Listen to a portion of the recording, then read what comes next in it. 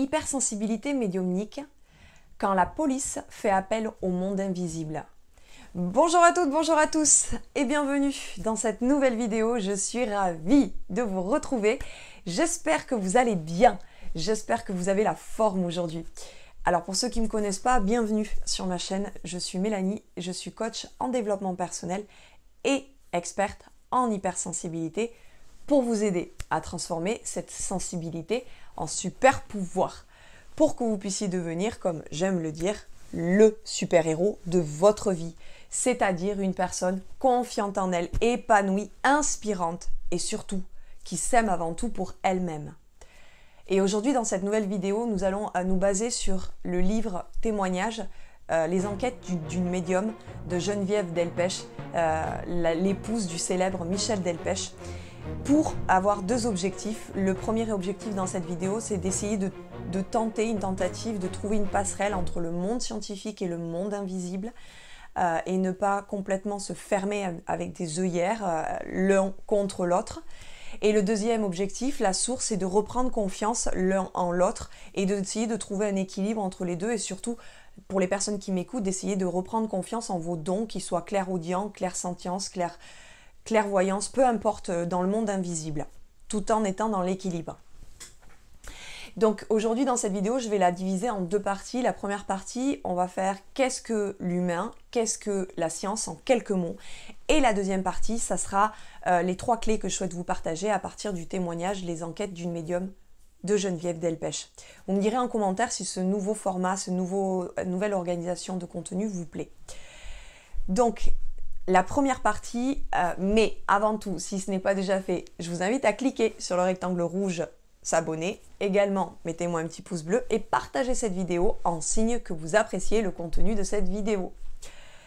Donc la première partie, il faut savoir que mes références et mes sources, ce seront mes cours universitaires, donc la licence de psychologie et plus spécifiquement, ça sera des définitions de la psychologie clinique que je vais vous transmettre.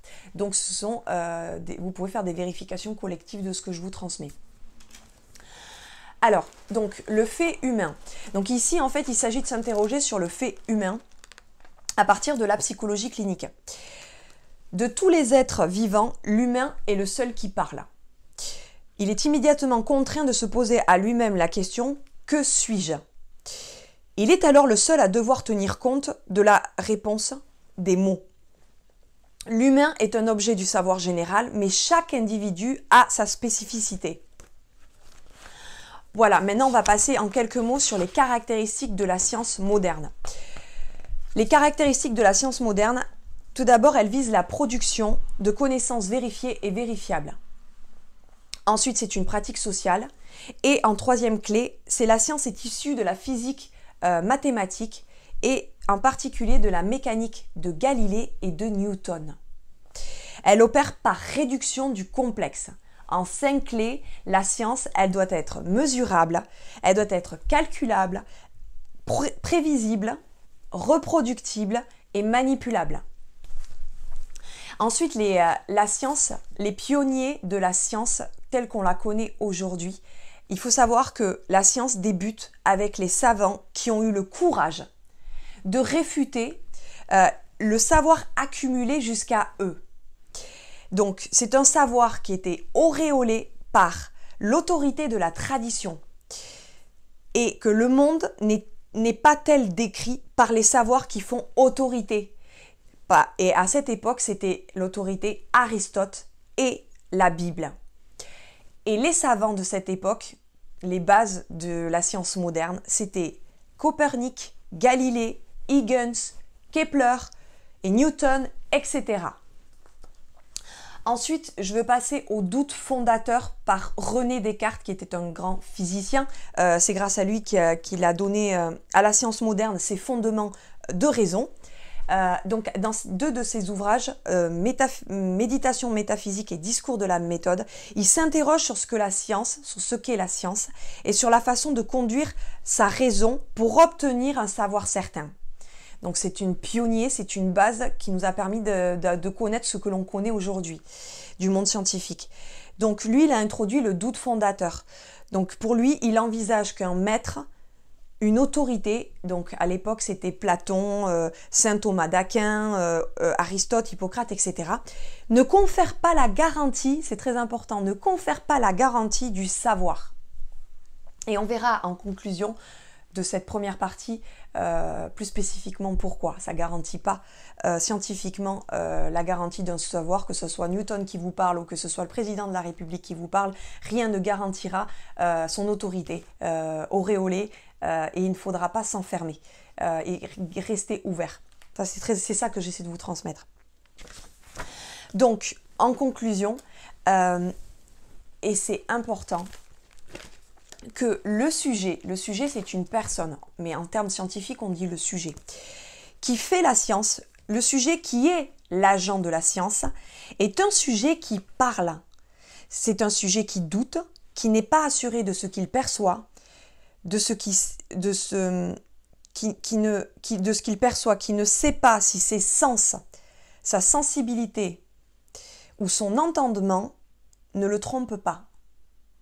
Peu importe le sujet qui parle, peu importe qu'il s'appelle Newton, Galilée, Aristote, la Bible, la religion, peu importe, un président de la République, une personne qui gouverne, une autorité auréolée, peu importe, c'est un sujet qui parle, c'est un sujet qui n'est pas assuré de ce qu'il perçoit, qui ne sait pas si ses sens, sa sensibilité, son entendement ne le trompent pas.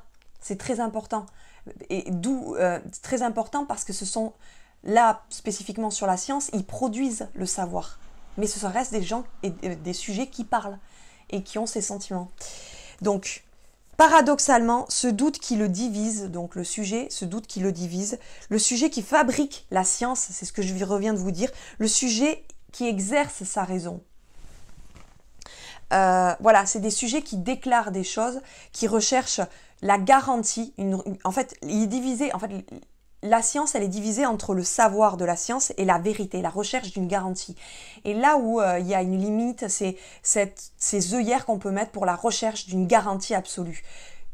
Là, je viens de vous prouver que ce n'était pas possible parce que par définition, ce sont des humains qui produisent le savoir. Peu importe le type de savoir. Et à partir de là, l'essence même d'un humain ne pourra pas garantir cette recherche de garantie absolue. Voilà. Donc, le savoir produit n'est dit scientifique que parce qu'il a atteint à l'objectivité. Et je conclurai sur ça au niveau de la première partie. J'espère que vous avez déjà bien compris. Si vous avez des questions, n'hésitez pas à me les mettre en commentaire.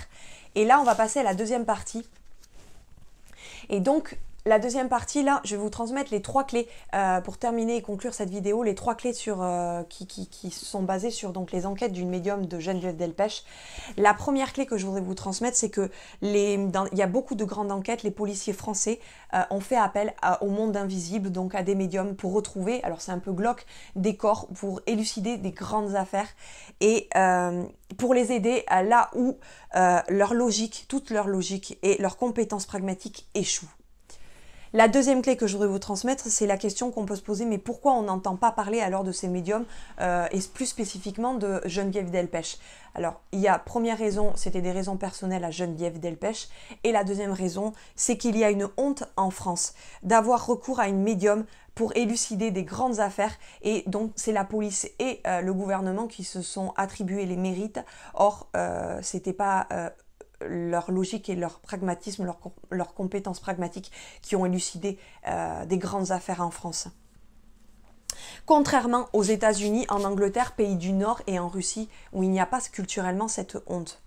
Et la troisième et dernière clé que je voudrais vous transmettre dans cette vidéo, c'est que beaucoup de personnages importants en France, selon Geneviève Delpech, ont recours et ont un voyant à leur côté tout le temps et depuis toujours.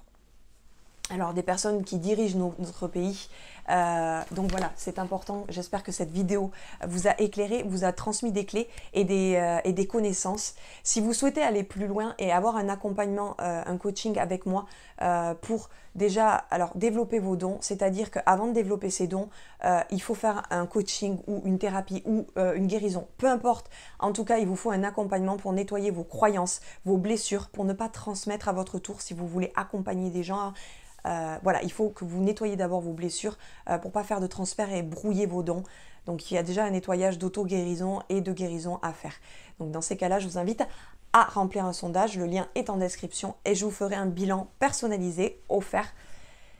Et la deuxième étape, ensuite, une fois que vous aurez nettoyé tout ce qui a déjà vos blessures, qui jouent aux coulisses de votre vie, qui n'est pas votre libre arbitre, il y a la deuxième partie où là, on peut se concentrer sur vous accompagner sur vos dons. Voilà.